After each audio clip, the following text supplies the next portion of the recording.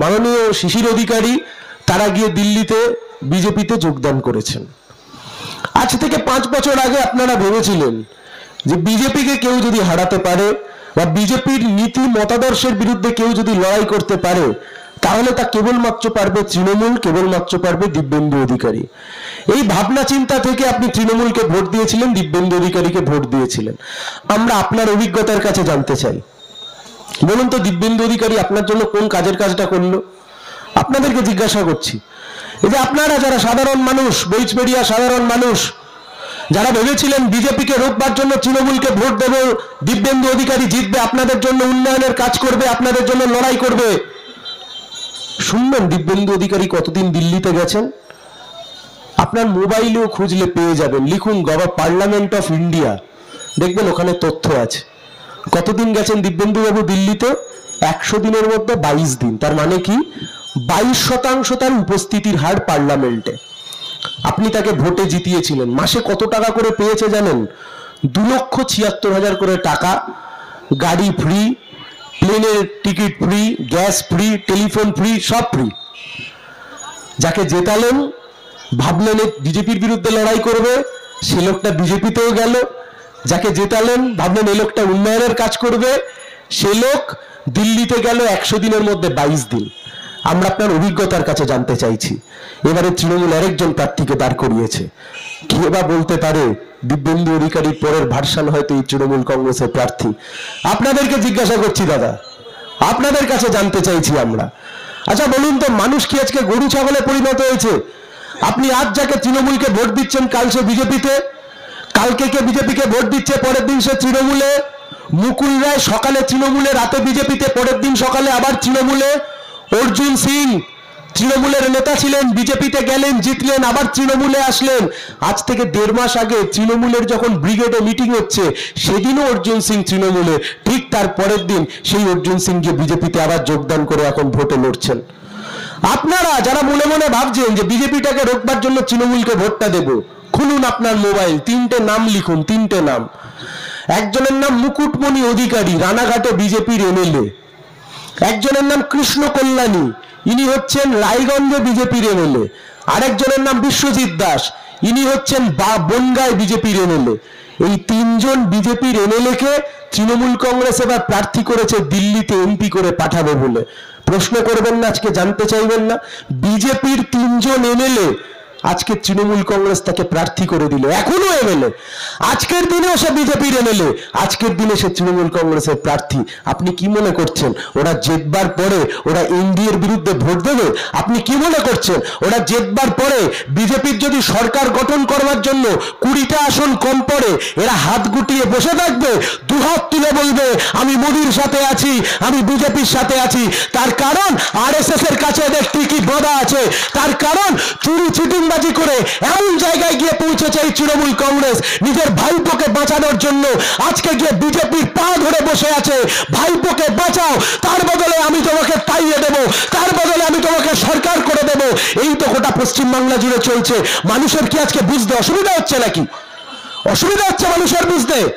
বাংলার মানুষ আজকে কেউ বুঝতে পারছি না আমরা? 2019 সালে তৃণমূলের সবচেয়ে বড় নেতা এই জেলার শুভেন্দু অধিকারী আজকে বিজেপির সবচেয়ে বড় নেতা।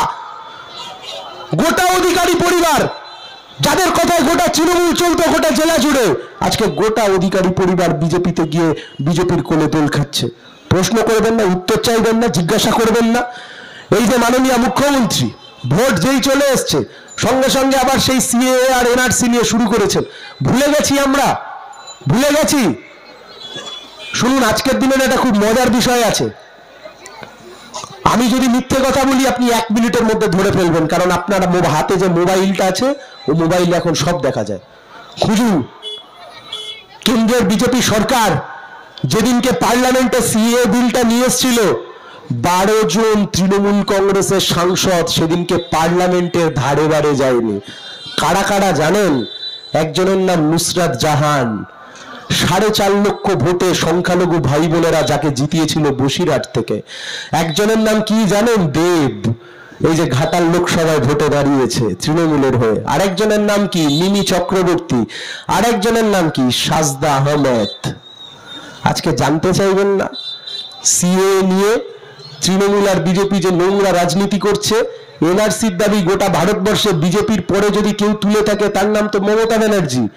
2005 সাল, ভুলে গেছি নাকি আমরা সেই দৃশ্য? 2005 সাল এরকম মোটা কাগজের দিস্তা নিয়ে এই দিল্লির পার্লামেন্টের মধ্যে অধ্যক্ষের দিকে ছুড়ে মেরেছিলেন, মেরে বলেছিলেন পশ্চিমবাংলায় এনআরসি করতে হবে।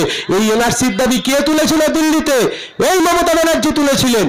সেদিনকে আপনার যখন হাতে ক্ষমতা ছিল যে আপনি সিএএ নামক বিলটার বিরুদ্ধে ভোট দিতে পারতেন, আপনার 12 জন সাংসদ সেদিনকে ভোট দিতে যায়নি। আর আপনি কলকাতায় বসে আজকে বাতেলাবাজি করছেন। আপনি কলকাতায় বসে আজকে বলছেন আপনি সিএর বিরুদ্ধে লড়বেন, আপনি এনআরসির বিরুদ্ধে লড়বেন। আপনি নিজের ভাইপোকে বাঁচানোর জন্য আরএসএস আর বিজেপির কাছে দাসখত দিয়ে রেখেছেন। আপনি এনআরসি আর সিএর বিরুদ্ধে লড়বেন। আমরা আপনাদেরকে বলছি শুনুন, আমরা শূন্য হয়ে যেতে পারি, কিন্তু লাল ঝান্ডা শূন্য হয়ে যায়নি, লাল ঝান্ডা হারিয়ে যায়। কারণ বাপের ক্ষমতা হয়নি আজ অব্দি যে গোটা দেশ, গোটা পশ্চিম বাংলায় এনআরসি আর সিএএ করে ডিটেনশন ক্যাম্প তৈরি করে কাউকে বেঘর করবে, কাউকে তাড়াবে। এই দেশ মোদির বাপের জমিদারি করবার দেশ নয়। যতদিন মাথা তুলে দাঁড়িয়ে আছি আর লাল ঝান্ডা যতদিন দাঁড়িয়ে আছে, আমরা ঘরহীন মানুষকে ঘর দিতে পারি, আমরা মাথায় ছাদহীন মানুষকে ছাদ দিতে পারি। যদি কেউ কারোর ঘর কেড়ে নিতে চায়, কেউ কারোর পরিচয় কেড়ে নিতে চায়, তার সাথে ওখানেই লড়াই হবে। কাঁধে থাকবে লাল ঝান্ডা, কাঁধে থাকবে ধর্মনিরপেক্ষ শক্তি, কাঁধে থাকবে গণতান্ত্রিক শক্তি, কাঁধে থাকবে বামফ্রন্ট, সাথে থাকবে বামফ্রন্ট, সাথে থাকবে সিপিআইএম, সাথে থাকবে কংগ্রেস। সবাই মিলে একসাথে আজকে এই লড়াই লড়বো। উত্তর চাইবেন না? এই যে ইন্ডিয়া জোট, কার কার মনে প্রশ্ন এসেছিল তো সিপিএম কেন তৃণমূলের মঞ্চে উঠে বসে আছে? আমরা সেদিন বলেছিলাম ওটা তৃণমূলের মঞ্চ নয়, ওটা আমাদের মঞ্চ। ওখানে মমতা ব্যানার্জি ঢুকে বসেছিলেন।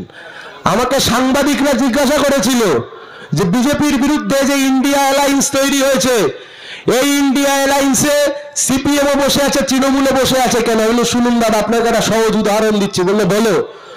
আমি বললাম মেচেদা থেকে ট্রেন ছেড়েছে হাওড়ায় যাবে বলে, আমি টিকিট কেটে ট্রেনে উঠেছি হাওড়ার, তাই জন্য আমার কোনো ভয় নেই। আর কেউ একজন উঠে পড়েছে হাওড়ায় যাবে বলে, কিন্তু সে টিকিট কাটেনি। আপনি অপেক্ষা করুন, যেই কালো কোট পরে চেকার উঠবে বাপ বাপ করে ট্রেন থেকে নেমে যাবে। সেই দিনকে ইন্ডিয়া জোটের মঞ্চে যে মমতা ব্যানার্জি বসেছিলেন, আজকে নিজের ভাইপোকে বাঁচানোর জন্য জোট ছেড়ে পালিয়ে গেছে। বলছে আজকে সিপিএম কে হারাও, আজকে কংগ্রেসকে হারাও। আর গোটা দেশের বিরোধীরা একত্রিত হয়েছে, বিজেপিকে হারাতে হবে এই নির্বাচনে। হারাতে হবে তার কারণ, এত বড় দেশ, যে দেশে হিন্দু, মুসলমান, খ্রিস্টান, শিখ, ইসাই যুগের পর যুগ ধরে একসাথে বসবাস করলাম, আজকে মানুষের সাথে মানুষকে ভিড়িয়ে দিচ্ছে, জাত দাঙ্গা করতে বলছে, আজকে ধর্মের ভিত্তিতে মানুষ ভেদাভেদ করে দিচ্ছে। এই পশ্চিমবাংলা আগে ছিল? আরে আপনি সিপিএম কে ভোট দিন আর না দিন, আপনি বামফ্রন্টকে ভোট দিন আর না দিন, আপনি আমাদের সমালোচনা করতে পারেন, কিন্তু একবার তো বুক ঠুকে বলুন, যতদিন বুদ্ধবাচ্চা জ্যোতি বোস না ছিল, বাংলায় দাঙ্গা করবার মতো একজনের কারো সাহস হয়নি। কারণ মুখ্যমন্ত্রী বলতেন যে দাঙ্গা করতে হলে মাথা ভেঙে গুড়িয়ে দেব। আর আজকে পশ্চিমবাংলা জুড়ে রামনবমীর তাণ্ডবের সময় কে কত বড় প্রতিযোগিতামূলক সাম্প্রদায়িকতার ভিত্তিতে গোটা দেশ জুড়ে, গোটা রাজ্য জুড়ে কিভাবে মানুষের মধ্যে ভেদাভেদ করা যায় তার জন্য আজকে চেষ্টা চলছে। তাই আমরা বলছি এর বিরুদ্ধে বামপন্থীরা লড়ছে, এর বিরুদ্ধে আজকে আমরা লড়ছি।